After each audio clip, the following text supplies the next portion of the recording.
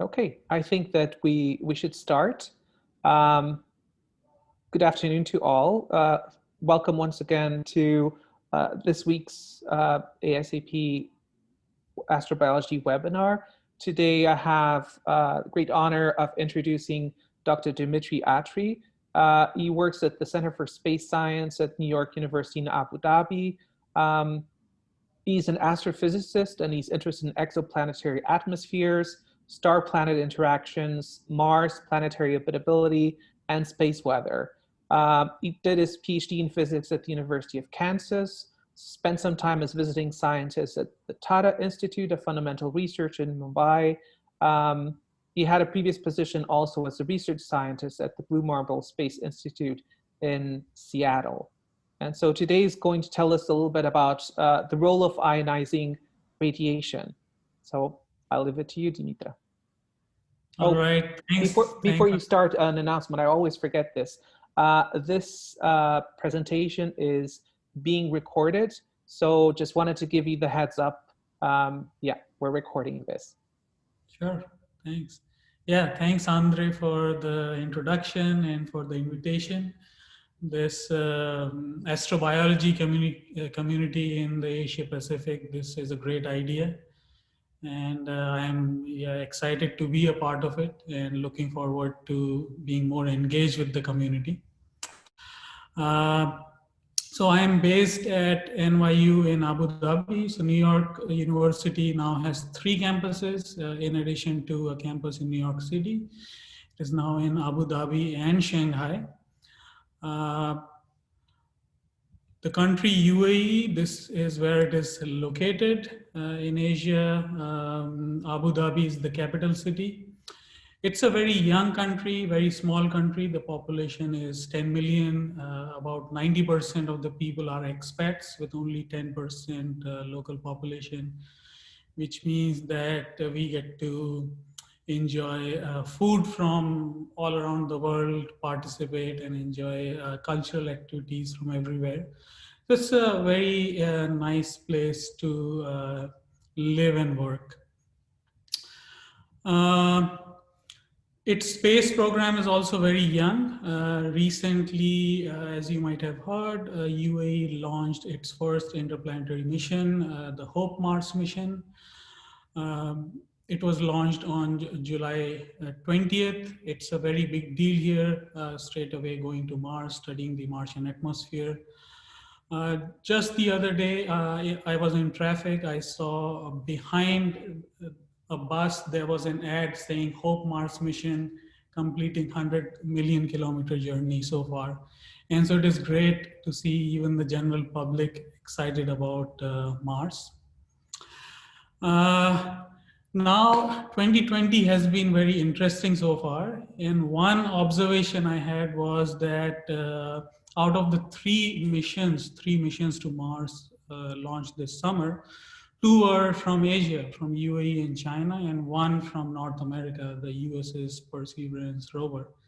And so the future, this gives you an idea that more and more activity is going to happen in Asia.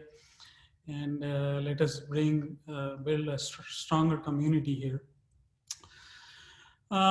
In addition to this, UAE also has a very new human spaceflight program. On the left, you see astronaut Haza. He was the first human from this region of the world to be in space. UAE is also planning to send 2 new astronauts early next year. The idea is to continuously do research at the International Space Station, and we are also helping the space agency with those efforts. We are building capabilities to do experiments in lab here, both microgravity and radiation experiments. Plus, we are planning to launch stuff in space so that they can be tested at the International Space Station. And we have a number of students, postdocs who help us with this effort. Our group is growing. So Coming to today's talk, life, I'll give an astrophysical perspective of how I understand life and tell you about the role of ionizing radiation. So we know this very well that our universe started 13.7 billion years ago from the Big Bang, and then how the matter evolved, how the galaxies, planets, etc. developed. And we understand these things very, very well. On our planet, something interesting happened several billion years ago was this formation of this start of this weird thing that we call life. And we understand how life has, we don't understand the origin, but we understand ancient life, very simple form of life, how it evolved, became more complex up to intelligent beings like us, intelligence defined by us. So what we know so far is everybody knows about the Miller-Urey experiment. We know that how from very basic things, how we form the building blocks of life.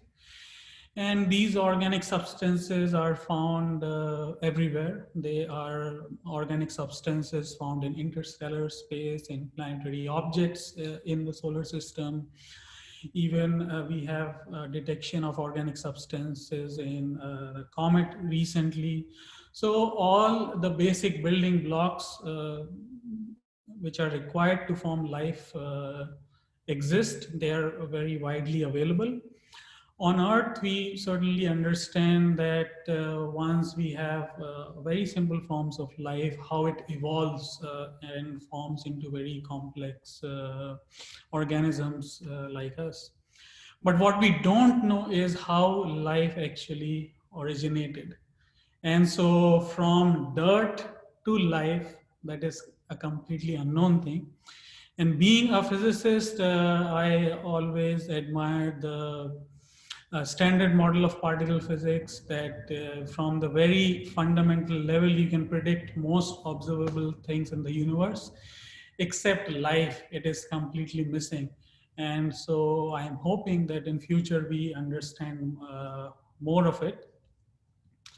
So without this knowledge, from my perspective, all we are doing is we are doing a guesstimation. And from the dictionary, guesstimation is a mixture of guesswork and calculation. So I try to do my calculations as precisely and as possible and make some educated guesses and try to understand how life came into being and try to find the possibility of life elsewhere in the universe, especially in the solar system beyond the Earth. So let us go now with the concept of habitability. No astrobiology talk is complete without this habitability. And we define it based on the one planet we know where life is. And it is defined as a zone around a star where a planet is able to sustain liquid water on its surface. So as you can see on the left, dim, low mass stars have habitable zones much closer to the host star, and bright, heavy stars have habitable zones much further away. Earth around the sun, it lies right in the center of the habitable zone because we have defined it. And Mars and Venus are slightly outside the habitable zone. Now, this definition of habitability is important because otherwise we won't have anything. It is a guess that, hey, let us just look for a planet just like ours. But it is a good starting point. So far we have about 4,000 planets, which was unthinkable just 2 decades ago. We had very limited information about planets beyond the solar system, and with the current capabilities that we have and the way the exoplanet discoveries are growing exponentially, it is simply mind-blowing. So within our solar system, we have 2 types of planets: terrestrial planets like Mercury, Venus, Earth, and Mars, and we have gas giants like Jupiter. Exoplanet data has shown us that there is another category of planets which is in between them, and the name is not yet clear. It is referred to as super Earths, sub Neptunes, and so on. And so, because we know about life on terrestrial planets, like terrestrial planet Earth, I will stick to terrestrial planets for this talk. And the question is, are any of these planets habitable, and how to find them? And now, because all the definition is geocentric, another metric used to look at habitable planets is Earth Similarity Index, that you look at planets and then you rank them. You assign a score to them based on how similar they are to the Earth. And now there are many planets known which are very similar to the Earth, found around nearby stars. We are only limited by our observational capabilities to learn more about them. And I hope that we learn more about them soon. One of the things missing from this definition of habitability is that it always assumes that you have a constant radiation from the host star, which is not a good approximation, because stars, including the sun, they are very complex system. They are very active. They evolve over a period of time. So when stars are young, they are highly active. They emit radiation very frequently, very high energetic bursts of radiation. Even now, if you look at the sun on timescales of decades, centuries, and longer, the radiation bursts are very intense, which can disrupt our planet in significant ways. And so all these events broadly are referred to as space weather. Different types of events. Solar flare is basically energetic burst of photons from the sun. Then you have coronal mass ejections, when you have this hot, dense plasma from the sun ejected. Then you have solar proton events. These protons are accelerated to very high energies. And then, of course, you have solar wind. This is the constant flux of charged protons ejected from the sun. Now, we don't experience or notice it in our daily lives on Earth because we have a significant shielding from the Earth's magnetic field and the thick atmosphere we have. But imagine a planet with a very low shielding, or a planet very close to the host star.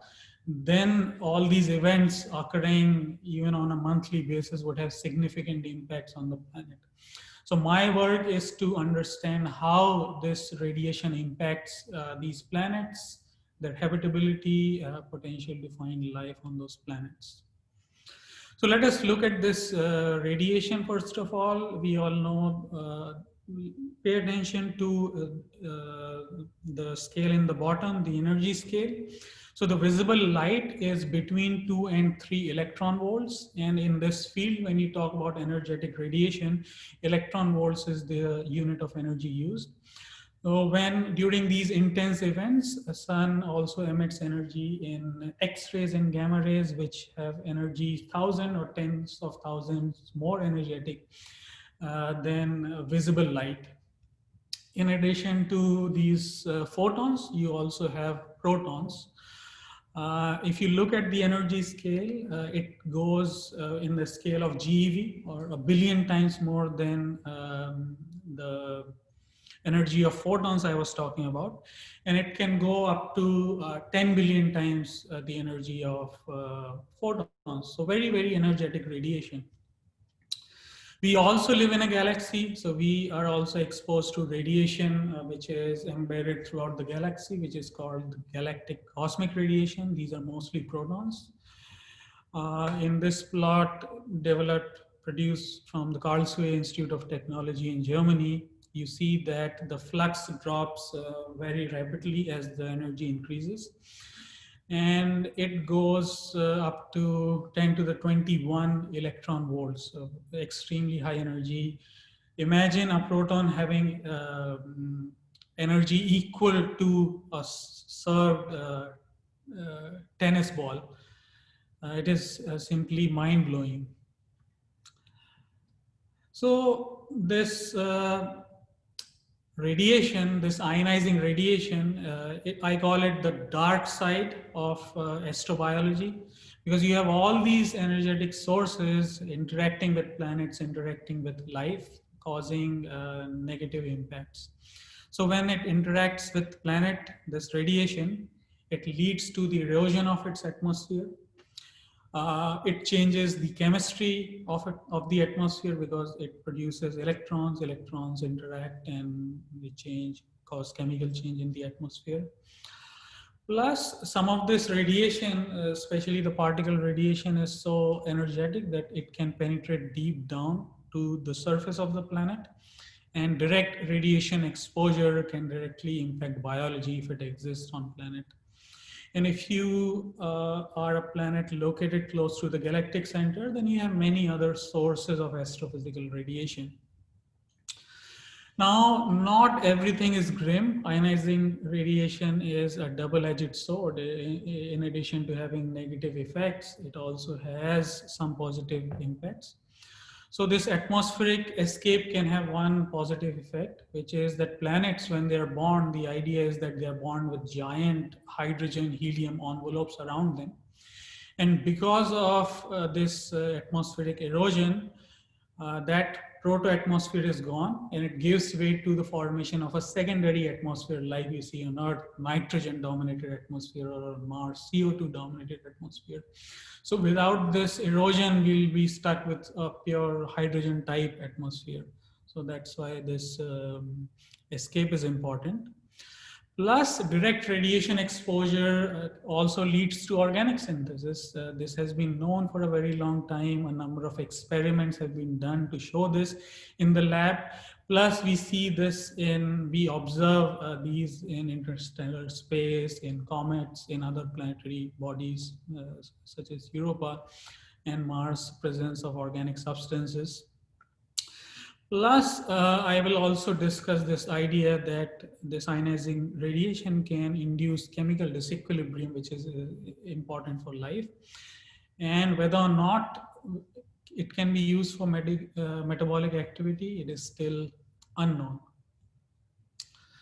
So, ionizing radiation overall, if you look at the concept, it has the potential to destroy and create habitable environments. The astrophysical radiation environment controls the environment of the planet. It controls the properties of the planet. And then it indirectly affects life. So this is the main focus of my work over the past few years. I study habitability in the context of stellar activity. I will switch back and forth between exoplanets, Mars, and astrobiology, because whatever we do on exoplanets, all these models have to be calibrated with Mars, because on Mars you can go and measure real things, so we have real numbers, and then we can guesstimate things for exoplanets. So how do these charged particles interact with the atmosphere? They are so energetic that they produce secondary particles. So secondary particles themselves produce more secondary particles. So it forms a shower. It is called an atmospheric air shower or an extensive air shower. It propagates down to the surface. So you have tons of particles, charged particles, neutral particles produced in these showers. Many of these particles are highly unstable, decaying in nanosecond or picosecond range. More stable particles such as electrons and muons. Muons are basically heavy electrons. They are 200 times more massive than electrons. They are able to reach the surface. Muons are even capable of penetrating down several meters below the ground level. So most of the particles that you see at the ground level are electrons and photons. I use two models. One is Corsica, developed primarily at Karlsruhe Institute of Technology with contributions from the astroparticle physics community worldwide. Another one is Geant4. It is developed at CERN to model charged particle collisions. And I have used these models, I have modified them, tested with Mars data, and I apply them to exoplanets.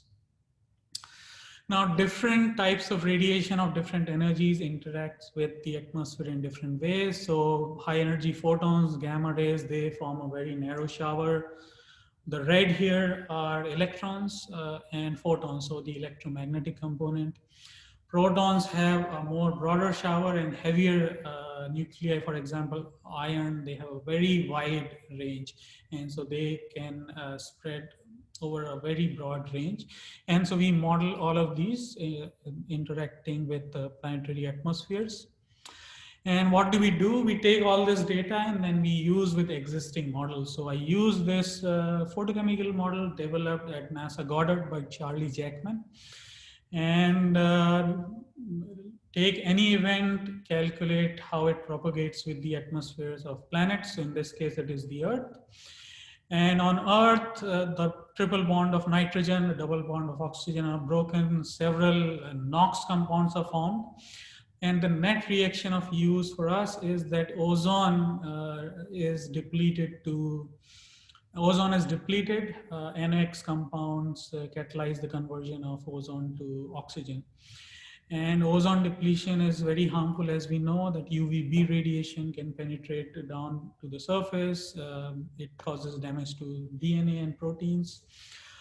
It has the potential to create and destroy biosignatures. So on an exoplanet, you might see suddenly oxygen is produced. It could be through chemical processes. And we apply all these methods to extrasolar planets as well.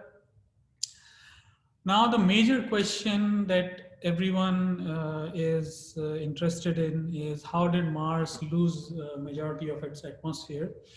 Over the period of several decades, we have gone to Mars, we have studied it in great detail, and now there is a consensus that Mars had a very Earth-like climate in the past. It had liquid bodies on the surface. So it was very Earth-like, and then it lost its atmosphere somehow, and its climate changed drastically, and it became such a dry-looking place that we know today. And to understand that, we have to understand how this radiation interacts with the Martian atmosphere. And the process sounds very trivial, but it's a very complex problem. The way radiation interacts with the atmosphere, a number of it heats the planet, and if you heat a gas, it expands into space. There are many processes through which individual molecules and individual atoms, they gain energy from radiation and they're ejected. A solar wind has its own magnetic field, so these particles get trapped in that magnetic field and get swept away. So we take all these things into account and we model these with Mars. And one of our main objectives with the HOPE mission is to study these things in greater detail with the HOPE mission. We are using data from NASA's MAVEN mission so far, and it is good to have the same data from multiple missions to study these things in greater detail. Now, this atmospheric escape can also be applied on exoplanets. So I was interested in these proto-atmospheres. I was talking about that when atmospheres are formed, planets are formed in the beginning, they have these huge hydrogen helium envelopes. And so does this extreme ultraviolet radiation from the stars, plus the flaring activities of stars, does it help or hurt habitability in the long run? And so we have submitted a paper on this very recently, and once it is accepted, I'll be happy to share the results with you. We have identified the types of stars which are good and which aren't good for habitability based on our observations of a number of stars and their flaring activity observed with missions such as Kepler, TESS, Gaia, and so on. So far what I've discussed is that you have radiation from stars, it interacts with planetary atmospheres. The atmospheric changes then leads to changes in habitability. These are all indirect effects. Now, can we have any direct effects on life on that planet from this radiation? And so in order to do that, I have to define a quantity. It is called the radiation dose. So the radiation dose is defined as the energy deposited in per unit mass of the substance. The unit which was very popular was Gray, 1 joules per kilogram, but the international unit used now is in sieverts. And because different types of radiation interacts with matter in different ways, you have to use a quantity called the radiation quality factor attached to it. So in the table, if you see, you have this radiation quality factor WZ with different numbers. So photons of all energies are given a quality factor of 1. And if you see neutrons of 100 keV and 2 MeV energy as a quality factor of 20, which means that the same level of radiation from photons and neutrons, you'll have 20 more times more damage from neutrons. Because just the way neutrons interact with matter and with biology. And neutrons are also a big problem for astronauts, especially in terms of long-term space missions. So we take care of all of this and then calculate radiation dose. Now, what do these numbers mean? So let me give you some numbers. So a dose of 50 millisieverts and above is considered harmful to humans. In most countries, you have laws where a worker is not allowed to be exposed more than 50 millisieverts of radiation. A dose of between 1 to 5 sievert can cause radiation sickness and even death for humans. Up to 10 sieverts is lethal for mammals. If you go above a few orders of magnitude, all the insects will be gone for a dose of 1,000 sieverts. Viruses die at 10,000 sieverts. And this Deinococcus radiodurans, which is a freak of nature, it can survive for up to levels of 100,000 sieverts. And this is a miracle.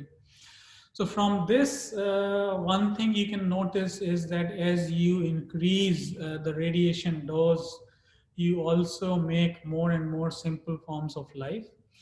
And so if we calculate radiation dose on the surface of the planet, we can figure out what type of potential organisms can survive there. Now, these organisms can survive there because they have developed mechanisms to repair damage. And on a planet with very high radiation dose levels, most of the energy of that organism will go into repairing that damage. And if the genome is very complex, then it can lead to many other issues. And so that is something very important to consider. Now we go back again to Mars because we calculate radiation dose on the surface of planets. So let us test it on Mars first. This is the Curiosity rover on the surface of Mars on the Gale crater. It has a detector on the surface called RAD, the Radiation Assessment Detector. It's a very small detector, as you can see here.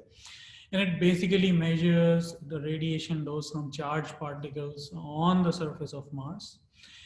And we know the background flux of galactic cosmic rays on Mars, so we can model how those propagate down to the atmosphere of Mars, how they interact with this instrument, and then compare it with real data. So this is great for calibration.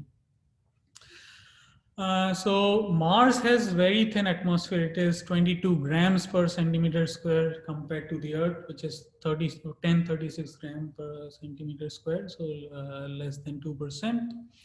We use the GANT4 code that I was talking about.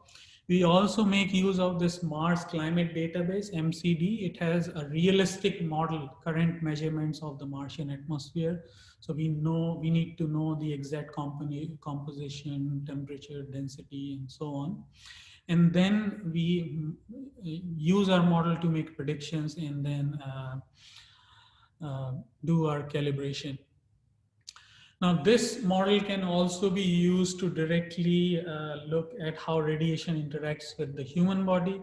So we use a human phantom in GANT4, and we are able to calculate how much radiation dose is deposited in each and every organ of the human body.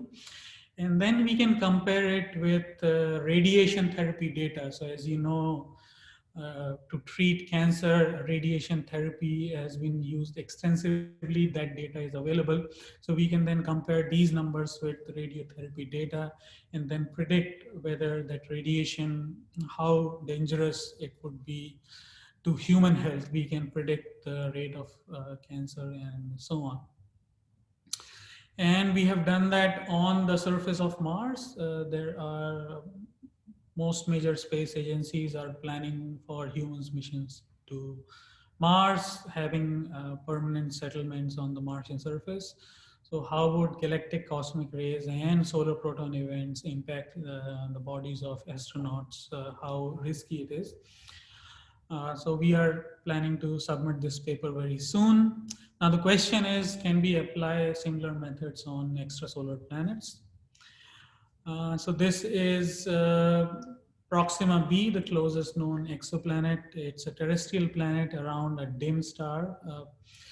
Proxima is an M dwarf, very small, very dim star, as you can see. On the left-hand side, you see the orbit of Mercury. Compared to that, on the green, on the right-hand side, you see the habitable zone of Proxima b. It is very, very close to the star. So because the flux of this radiation goes as r squared, this radiation becomes extremely intense on planets such as Proxima b, which lie close to these dim stars or called M dwarfs. M dwarfs form about 70% of all stars in our galaxy, and their habitable zones are extremely close. So all these effects I'm talking about are amplified for these planets such as Proxima b. Now, with exoplanets, things become very complex. There is a big difference between expectations and reality in case of exoplanets because the data simply isn't good enough. For us to make good estimates for exoplanets, we need to measure protons coming from those stars, and no measurements exist so far. We also need the spectrum of particles ejected in these huge flares called super flares, which we don't have. So what we do is what we observe from the sun, we just scale it up and use them for extrasolar planet. We also need details of planetary atmospheres and their magnetospheres, which we don't have currently. So we make educated guesses and then we predict all these things in case of exoplanets. And I'm hoping with more data, these things become more accurate. So one thing is we don't know much about their magnetospheres, but we can see how does radiation interact with different types of magnetospheres. So I take on the top, you see magnetosphere, which is only 5% as with strength that of the Earth. And you have a magnetosphere in the bottom with 10 times more strength that of the Earth. And all you see is different filter functions, which basically tells you the probability of a charged particle to enter the exoplanet depending on its magnetic field strength. And we use it, and without going too much into the details of all the simulations, all the calculations that we have done, we were interested in knowing that how effective are these two types of shielding. Is having a thick atmosphere more important, or having a magnetic field is more important? And what we found was that atmospheric depth, having a thick planetary atmosphere, is more important in terms of atmospheric shielding compared to the magnetic field. Magnetic field is an important but a less effective factor. So if I were to look for a habitable planet, I would prefer a planet with some magnetic shielding, but having a thick atmosphere with at least like that of the Earth. We have also predicted radiation dose on different types of exoplanets. So you have this Proxima b, what I was talking about.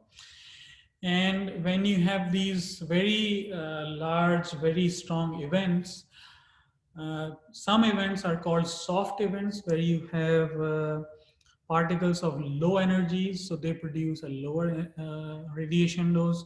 You have particles of higher energies in these hard events, which produce higher radiation dose. So you have a distribution of radiation dose for any given event. So I have chosen three types of events. So the green one is that you would expect from the sun. The blue and red ones are seen, these are extreme cases seen on other stars, nearby stars in the galaxy. And as you can see that if you have normal type of events that you would expect on the scale of a century from the sun, the radiation dose is not that great. It is not going to have any impact on the biology of the planet. But if you have events on tens of millions or hundreds of millions years of time scales, then you can have these radiation doses above of 1,000 sieverts, which can completely disrupt ecosystems on that planet. And especially when stars are young, the probability of these events happening is extremely high on very short time scales. So you'll have multiple bursts, multiple extinction events on these planets which are close to the host star. In addition to representing data purely in radiation dose units, what we have done is we can predict the background flux of radiation on different types of exoplanets. And then we calculate the same information in terms of enhancement factor over the background flux of galactic cosmic rays. So a planet might naturally have higher levels of radiation. So how would these flares enhance the radiation dose level on the surface of those planets? So these are those numbers. The numbers on top, you see 30, 100, 300,000. This is just the column density of the atmosphere in grams per centimeter squared. So 30 is very close to Mars, 22 grams, 1,000 is more close to the Earth, 1,036 grams. And you see different cases of exoplanets, and based on the type of atmosphere they have, they would expect different types of enhancement levels compared to the background. I am also a part of this eternal collaboration, which is based at the International Space Science Institute, ISI, in Bern, Switzerland. And we are trying to study these things in greater detail, looking at how exoplanetary habitability is impacted by all these events. Now, let me go to the final stage of my talk, and this is something very new and very exciting for me. And this is looking at extremophiles. Now we see extremophiles everywhere on our planet in extreme environments as defined by us as humans. And so the question is, there are many places in the solar system with extreme environments. And can these extremophiles survive there? Or if there was ever life on Mars with abrupt change in climate becoming such an extreme place that we know now, can such microorganisms survive? So the question is to calculate the survivability and possible detection techniques on bodies in the solar system. And in order to do that, I would like to start with this very interesting bacterium. It is called D. sulfuridis audaviator, or the gold mine bug. So it was found about a decade ago. It is found 2.8 kilometers deep in a South African gold mine. So with so much depth below the surface, there are no photons, obviously, so there is no possibility of photosynthesis. And so how does it survive there? Well, it is not only surviving, it is thriving in such an environment. It is surrounded by radioactive rocks, and so it is extracting energy from radioactivity, which is so weird. Like if I were to ask you that, hey, you have radioactive substances, can you have an organism extracting energy through radioactivity, and you would have said no. Now, this is how it does it. So this is the paper describing it. And as you can see, you have radioactive substances. What do? They ionize the medium. So they ionize the substances there. They produce different types of radicals. These radicals are then utilized by life. So you can see this organism extracts energy through sulfate reduction. So you have organic substances, they produce these sulfates, and this organism uses sulfate reduction. It is capable of carbon fixation, nitrogen fixation, synthesize ATP, all by itself in such extreme environment. So my thought was that, hey, you can have radioactive substances, right? But what about galactic cosmic rays? On planets such as Mars, it has very thin atmosphere. The surface is exposed to obviously very, very high levels of radiation. So any kind of life would have an extremely hard time to survive there on a long time scale. But what about below the surface? So these particles are so energetic that they can penetrate below the surface.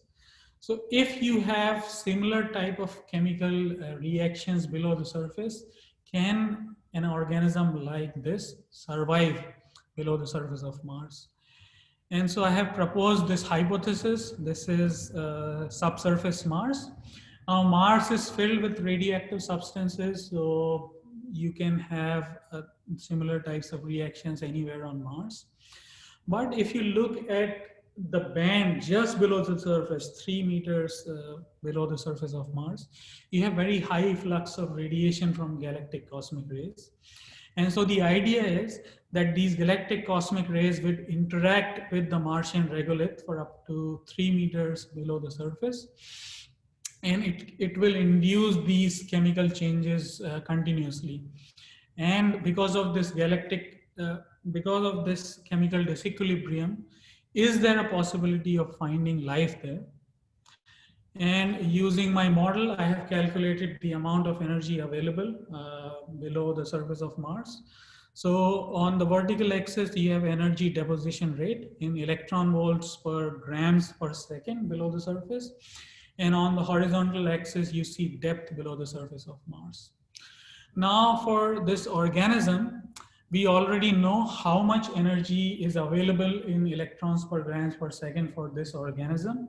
So if we take this as our base, then this amount of energy is available in this green band that you see here. Okay. And there is, so I have recently published this paper in scientific reports. And I basically lay out my case of how radiation would interact below the surface of Mars, what type of chemical activity it would induce, and whether or not it can be used for metabolic activity. Now, this is just an idea, just a hypothesis. How would we go about actually testing it? And so one way is to drill deep below the surface of Mars. So you have the ExoMars mission by the European Space Agency and Roscosmos. It was supposed to launch this summer, but just like 2020, in the year 2020, nothing is going as planned.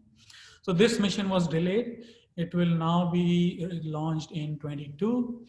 It has a drill capable of penetrating 2 meters below the surface of Mars. And one of the objectives of the mission is to look for signs of life below the surface. And so this is a prediction which is going to be tested in 2 to 3 years. Before I finish, I just want to announce that next week, our speaker is going to be Dr. Bala Sivaraman from PRL Ahmedabad. He will talk about astrochemistry. So thank you all for listening, being here. The take-home message is that I have explored the role of ionizing radiation in astrobiology. Astrophysical radiation environment shapes habitable environments in the universe. But just like everything in astrobiology, this approach is incomplete because as you see here, It is like this classic problem that you have people with blinds looking at the elephant and try to figure out what it is. And from your own perspective, how you explore it, you can say it's a wall, it's a fan, it's a spear, and so on. And so I am looking for collaborations from people from different disciplines who can extend this work. And we have opportunities for students right now because everything is virtual. It is a great opportunity from students everywhere to participate in this. So please reach out to me if you find this interesting, if you can contribute in any way. This is my email address. You can follow me on Twitter, reach out to me there. And so thanks a lot, everyone.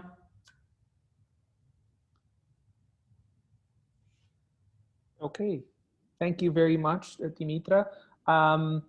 We have a couple of questions in the group chat functionality. Let me get to it.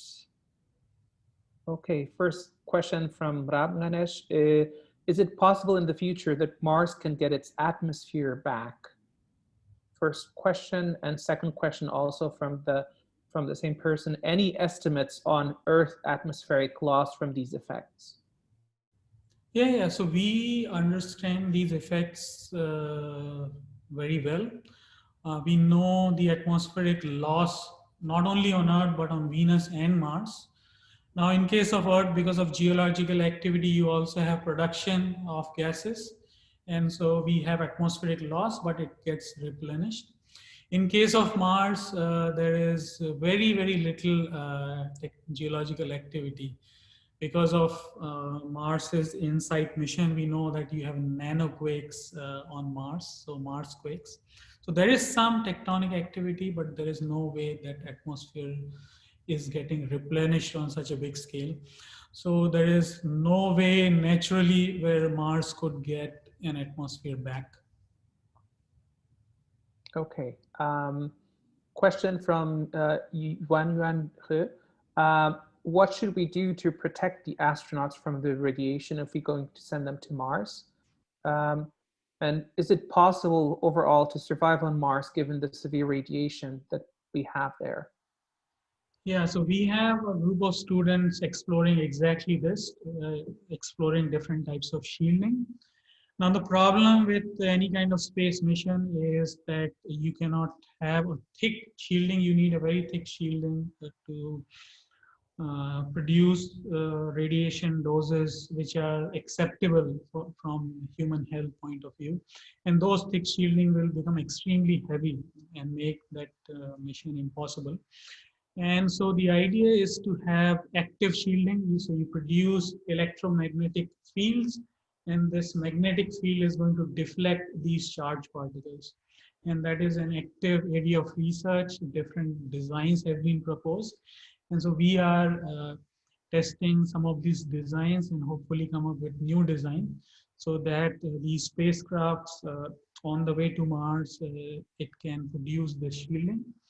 Now, on the surface of Mars, the easiest way is to get the shielding from the Martian regolith itself.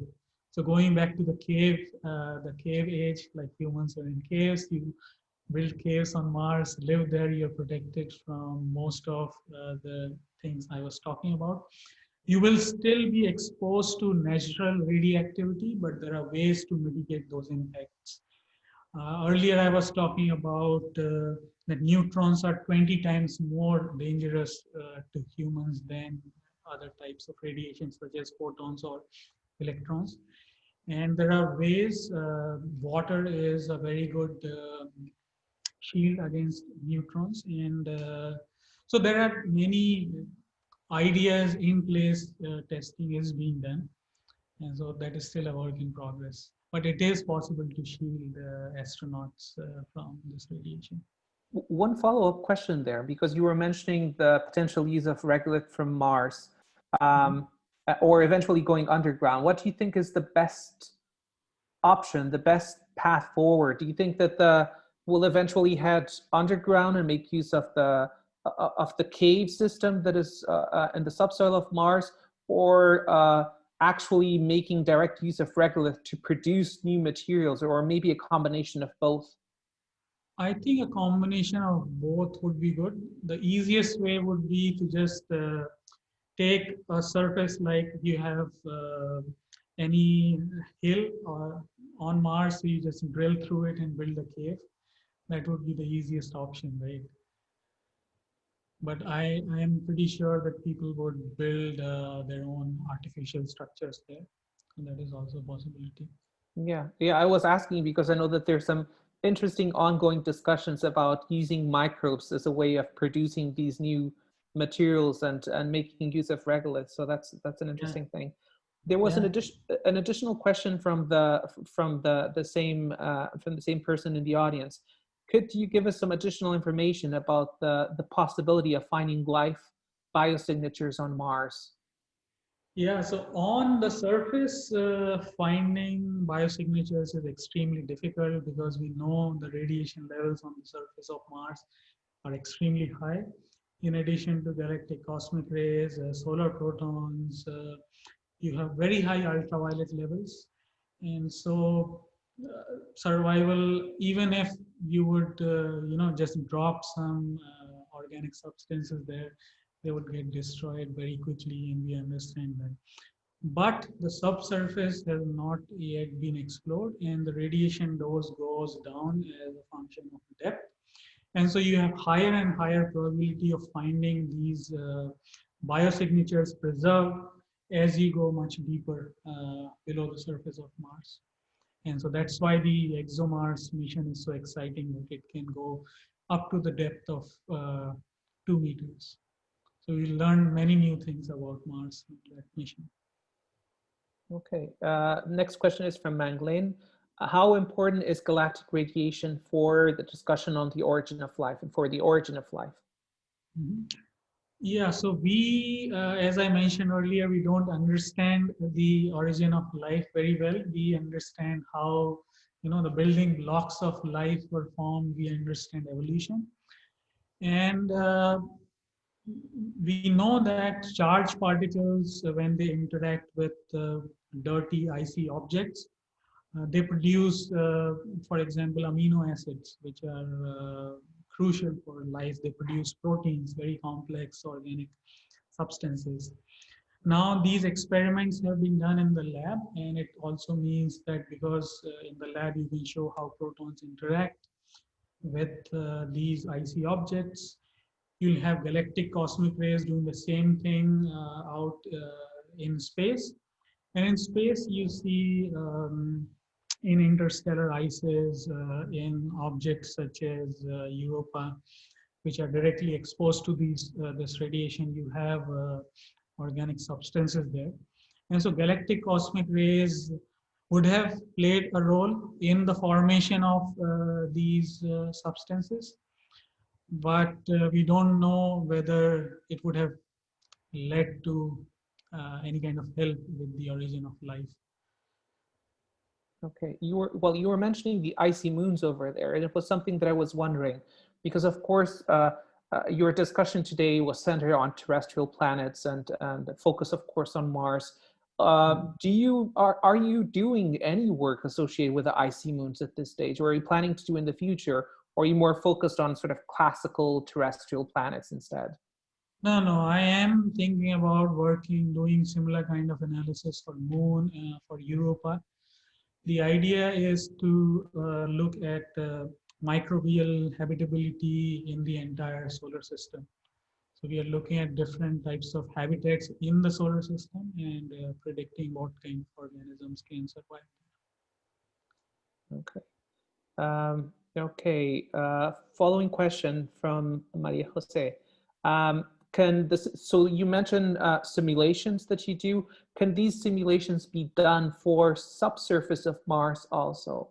Can you get? Yeah, yeah. So Maria, yes, the paper I showed, I did those simulations for below the surface of Mars, and I showed top 2 meters of the surface where the energy deposition rate I calculated based on those simulations. So just look at my paper. Yeah. Okay. Then there are a couple of clarifications from Maggie and from Adrienne on some of the terminology that you use and more of the biological side, that the microbe that you mentioned doesn't really extract energy directly from radioactive substances. And they even shared a link to an interesting paper that might be useful for some of the members of the audience. But they didn't really pose any specific question. There was something that I was wondering about though, which was, you mentioned this species that you're working on. Why did you select this species? Why not another one, or why not a range of different ones coming from similar settings? Yeah, so this one has been studied extensively. We know about its chemical environment. We know exactly how much radiation is being produced there. Its entire genome has been sequenced. A number of groups have worked on this. So just because of familiarity, I have used this. Okay. Are you planning now, to test I other do species? see those. Yeah, I do see those questions that autoaviator does not extract energy directly from radioactive substances, but chemicals derived through radioactive processes, and that is exactly right. This is just a colloquial way of saying, like, uh, uh, life extracting energy from sunlight is not correct, right? But colloquially, we say that it produces chemicals, and those chemicals are used by life in the same way. Okay. Are you planning on expanding to other species, testing it, doing similar tests with other species? Yeah, so we have very recently started. So a group of biology students are working on this, looking at other types of organisms which could survive in such environments.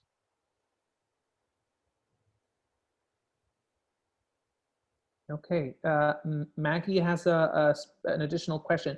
Maggie, do you want to unmute yourself and ask the question that you have? Sure. Yeah, it's just in the deep sea. In the past decade or two, people have been reporting, and they call them cable bacteria because they can extend their body parts, and then they can oxidize things, sulfur or nitrate, which is like centimeter or even kilometer apart, like from their body, central body. And so centimeter and kilometer. So apart from the Disophorutus, maybe that could be another group of organisms you guys can look at and see what would be the electron availability in the subsurface in Mars, and then how would that view these type of organisms.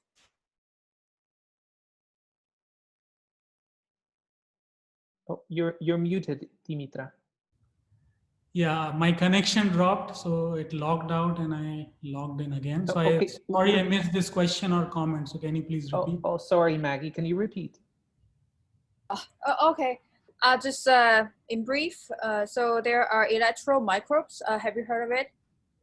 Yeah, so I was wondering maybe you guys would be interested in simulating the electron availability in the deep subsurface in Mars, and how maybe these free electrons could be available to view this type of organisms in addition to Disophorutus.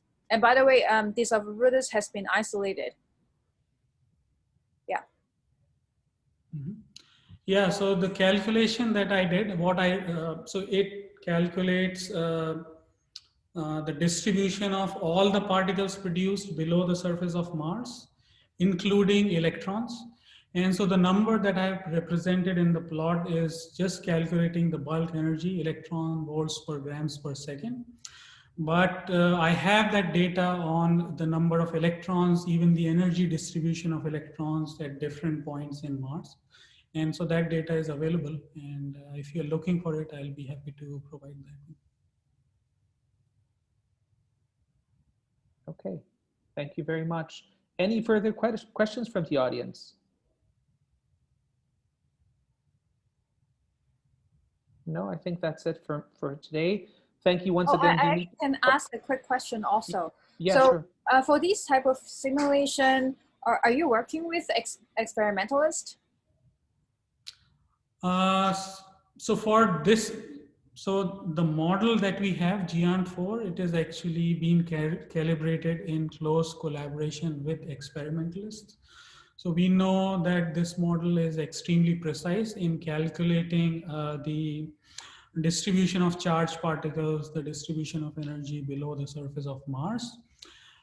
In terms of the ExoMars mission, this is a very recent paper, so I haven't collaborated with them. Thank you. Okay, thank you very much, Dimitra, and thanks to the audience for participating today. Yeah, thanks, Andre, for organizing this and for the invitation. Okay, thank you. Bye-bye. Bye-bye.